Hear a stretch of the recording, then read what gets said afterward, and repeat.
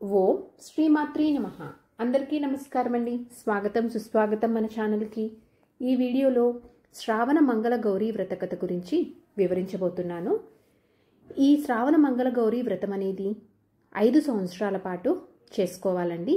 ప్రతి వారము పూజ అయిన తర్వాత చేతిలోకి కొన్ని అక్షింతలు తీసుకొని ఈ వ్రత కథని చదువుకోవాలి. చదవడం రానివారు భక్తి శ్రద్ధలతోటి విన్నా కూడా సరిపోతుంది. శ్రావణ మంగళ గౌరీ వ్రత కథ ప్రారంభం. పూర్వము ధర్మపాలుడు అను ఒక వైశ్యుడు కలడు. మిక్కిలి ధనవంతుడు. భక్తివంతుడైన అతనికి పెళ్ళైన సంతానం కలగలేదు. తన భార్యతో కలిసి దాన ధర్మములు చేయసాగెను. ఇలా ఉండగా ఒకనాడు ఒక సాధువు వీరి ఇంటికి భిక్షకు వచ్చెను. ధర్మపాలుని భార్య వేగమే బంగారము పల్లెంలో భిక్ష తీసుకురాగా సాధువు ఆ భిక్షను స్వీకరింపక వెడలిపోసాగెను. కారణమేమియో చెప్పమనగా పుత్రపౌత్రులు లేని ఇంట భిక్ష స్వీకరింపరాదని తెలిపి పరమేశ్వరుని గూర్చి తపమాచరించమని ఉపాయం చెప్పి వెళ్ళెను. పిదప ఆ దంపతులు చేసిన తపమునకు ప్రసన్నుడైన పరమేశ్వరుడు అల్పాయుష్కుడుగా పుత్రుడు కలగలగడని వరమిచ్చి ఊరు వెలుపలయున్న ఆలయం వద్ద గల మామిడి చెట్టు యొక్క ఒకే ఒక్క ఫలము నీ భార్య కోసముగా ఆన తెచ్చెను. అటులనే అని ఆ ధర్మపాలుడు వృక్షము వద్దకు వెళ్ళి అత్యాశ వలన ఒక ఫలముగాక మిక్కిలి ఫలములను త్రుంచి మూట కట్టుకొని వచ్చెను. మూట విప్పి చూడ ఒక్క ఫలమే కనిపించగా అదయే ప్రాప్తమనుకొని అతని భార్య భుజించి ఆనతి కాలమందు ఒక పుత్రునికి జన్మనిచ్చెను. అతనికి వారదత్తుడు అని నామకరణం చేసి పెంచి పెద్ద చేసిరి. ఒక రోజున తన తల్లి దుఃఖించుచూ ఉండగా కారణమేమిటి అని వారదత్తుడు అడిగెను. దానికి ఆ తల్లి అతని ఆయుర్దాయం గల విషయమును చెప్పి యమభట్టులు వచ్చి తీసుకువెళ్ళదరని శోకింపసాగెను. ఇది విని తల్లి నేను బ్రతికి ఉండగానే కాశీయాత్ర చేసి వచ్చేదనని తెలిపి తన మేనమామతో కలిసి కాశీయాత్రకు బయలుదేరెను. మార్గమధ్యమున వారు ప్రతిష్టానగరము చేరుకొని ఒక పూదోటలో బస చేసిరి. ఆ పూదోట యందు సుశీల అను రాజకుమార్తె తన చెలికత్తెలతో ఆడుకొనుచుండెను.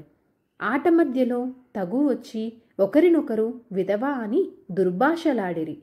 అందుకు ఆ సుశీల తన ఇంట మానవతి అయిన తన తల్లి మంగళకరమైన గౌరీదేవి వ్రతం చేసి తనకు వాయనం ఇచ్చెనుగాన ఆ వ్రతమహిమ వలన తమ ఇంట వైదవ్యం ఉండదని పలికెను. ఇది విన్న వారదత్తుని మేనమామ ఈమెకు తన మేనల్లుడిని ఇచ్చి వివాహం చేసిన బ్రతుకుగలడని భావించి సుశీల తండ్రితో మంతనములు జరిపి వారదత్తుని ఇచ్చి వివాహం చేసెను. వివాహం జరిగిన రోజు సుశీల మంగళగౌరీదేవిని పూజించెను. ఆ రాత్రి సుశీల స్వప్నమున గౌరీదేవి ప్రత్యక్షమై నీ భర్తకు నేడు సర్పముచే ప్రాణగండం ఉన్నది అని గాన ఆ పామును పట్టి నీ తల్లి వాయనమిచ్చిన మట్టి కుండలో మూటగట్టు మని ఆనతిచ్చెను. సుశీల ఉలికిపడి మేల్కొనగా తన భర్త ఎదుట ఒక సర్పం కనిపించినది. సుశీల ధైర్యము వీడక నిద్రించుచున్న తన భర్త తొడ మీద ఎక్కి అటక మీదనున్న కుండను దింపి సర్పమును ఆ కుండలో బంధించి వస్త్రముతో మూటగట్టి నిద్రించెను. తెల్లారక మునుపే వారదత్తుని మేనమామ అతన్ని మేల్కొల్పి కాశీకు తీసుకుపోయెను. సుశీల లేచి తన భర్త కనపడటలేదని విషయమును తన తల్లిదండ్రులకు చెప్పెను. సర్పము నుంచిన కుండను తన తల్లి తెరిచి చూడగా అందులో ఒక ముత్యాల హారం కనిపించెను.